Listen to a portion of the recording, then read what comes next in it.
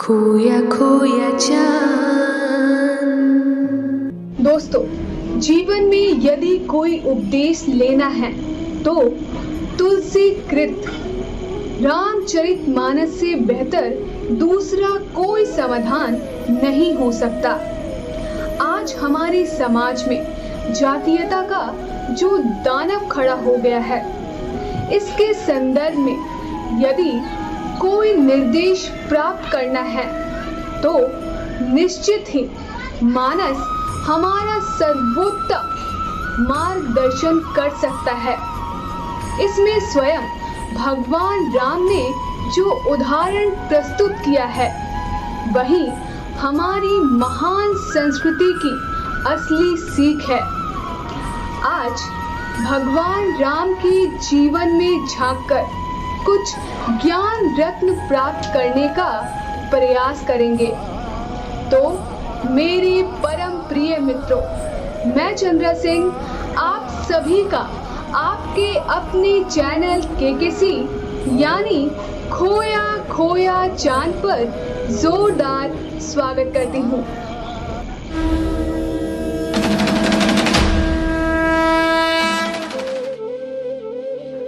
दोस्तों, भगवान राम ने वैसे तो अपने बाल्यकाल से ही आदर्शों की स्थापना आरंभ कर दी थी, मगर अपने 14 वर्षों के वनगमन में भी अनेकों आदर्शों की स्थापना की, जिससे समस्त विश्व प्रेरणा ले सकता है।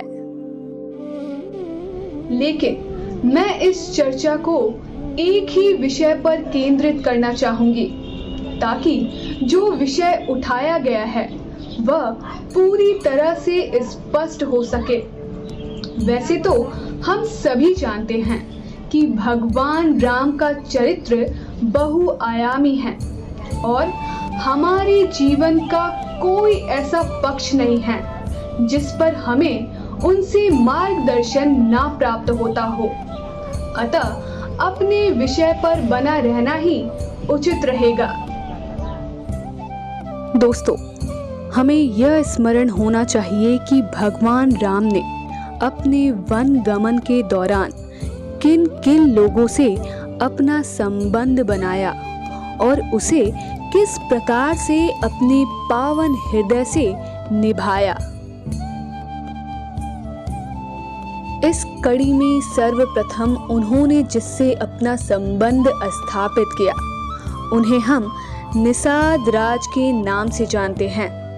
वनगमन के दौरान प्रभु राम श्रृंगवेरपुर पहुंचते हैं, जहां निषाद राज गु भगवान राम के आगमन की खबर पाकर अपने बंधु बांधवों के साथ मिलने पहुंचते हैं। निषाद, जिसे हम आज के दौर में मल्ला जाति के रूप में जानते हैं, वही अपनी निषाद जाति के राजा गु थे, जो तब के अयोध्या के राजकुमार राम से मिलने पहुंचे हैं।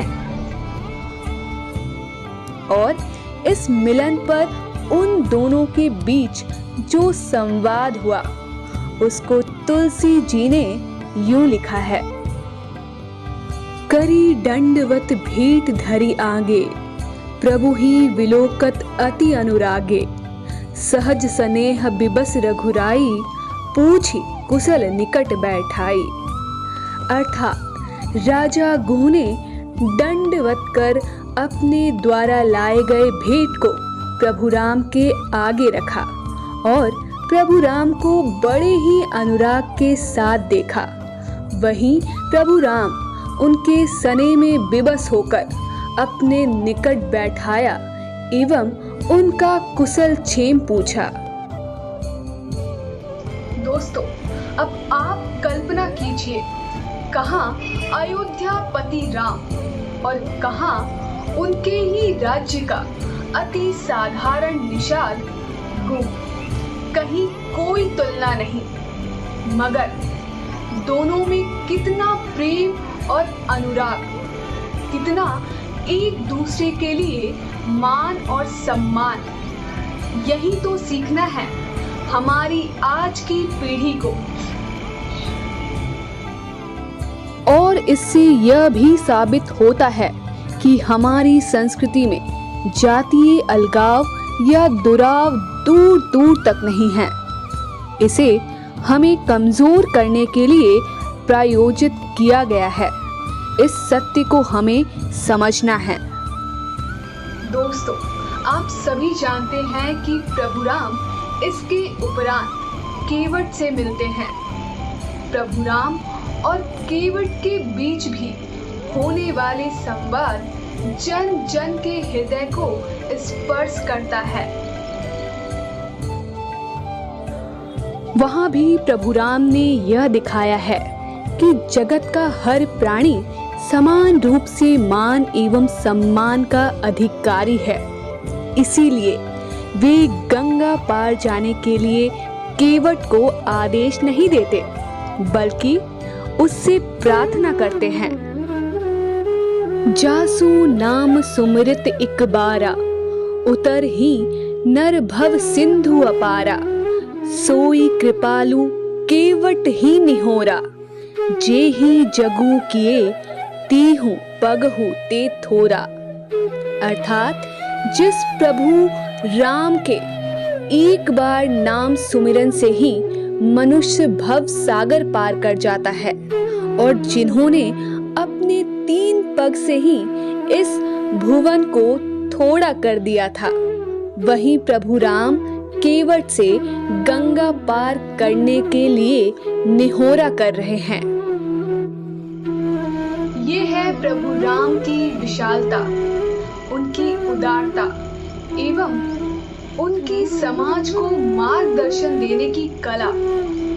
दोस्तों, इसी प्रकार वे अपने वन गमन में माता सबरी से मिलते हैं, और वहां भी उन्होंने जो आदर्श प्रस्तुत किए हैं वे अकल्पनीय हैं एवं सदैव अनुकरणीय हैं।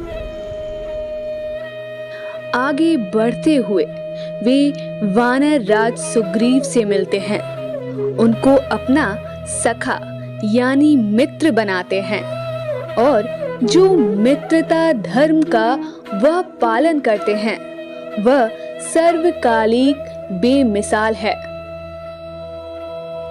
इस प्रकार से उन्होंने जिस जातीय सद्भाव का प्रदर्शन किया है एवं अपने जीवन में उसे साकार किया है, उससे निश्चित ही हमारे हिंदू समाज को सीख लेनी चाहिए।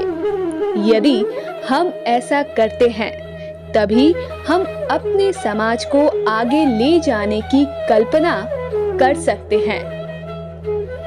दोस्तों, मैं आशा करती हूँ कि हम सभी प्रभु राम के पद चिन्हों पर चलकर एक अलख जगाएंगे एवं निराशा के इस अंधेरे को अवश्य दूर कर पाएंगे।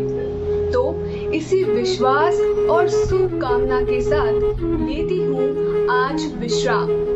जय हिंद।